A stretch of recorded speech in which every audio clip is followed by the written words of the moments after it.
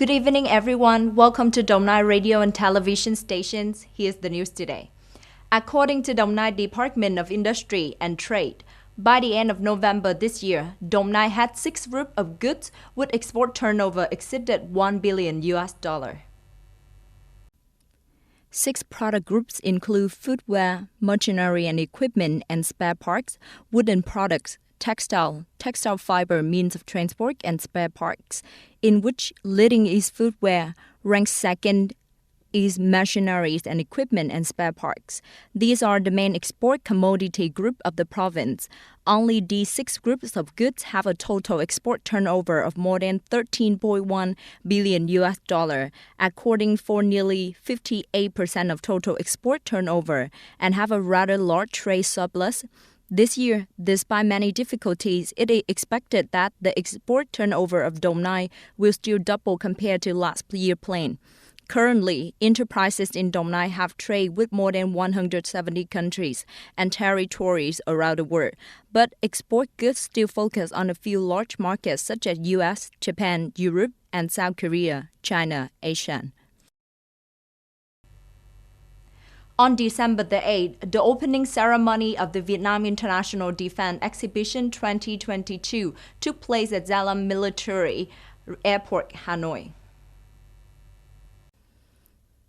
At the opening ceremony, Prime Minister Phạm Minh Chính emphasized the exhibitions of an opportunity for Vietnam to strengthen and expand international cooperation and defense diplomacy, build trust between Vietnam and other countries, and promote propagating capability and technological potential of weapons and equipment manufactured by Vietnam's defense industry to domestic and international people, creating conditions for countries and domestic and international enterprises to introduce and display products and seek opportunity to expand cooperation in the field the defense industry.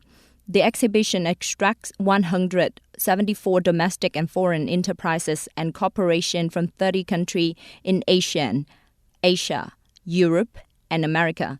The exhibition introduces combat vehicle and weapon technology solution for air defense, Air Force, Navy, Army, cyber warfare, and technical logistic equipment. The exhibition is open to the public from December the 9th to December the 10th.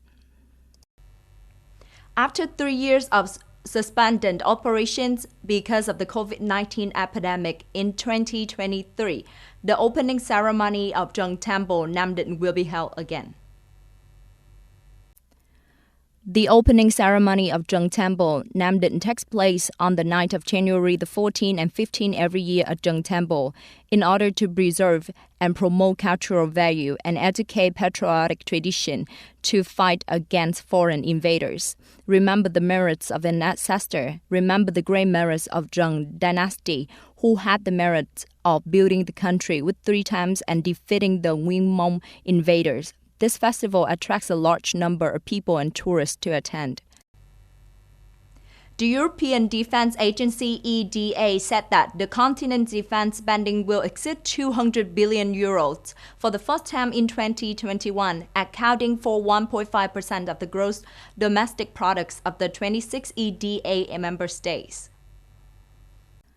In its annual defense data report, EDA stated that defense spending increased by 6% compared to 2020 to 214 billion euros.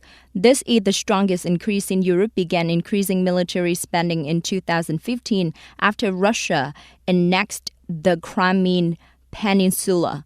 According to the EDA, the countries with the highest increase are Italy, Finland, Greece, and Slovenia. The EDA also stated the declarations of member countries after Russia launched a campaign. EDA members also spend more money on joint procurement, increased from 11% to 18%, although still much lower than that of EDA members, with a target of 35% for general spending. Russia Foreign Ministry said on December the 8th that the main goal of the proposal to establish a safe zone around the Zaporizhzhia nuclear power plant in Ukraine is to prevent Kiev shelling.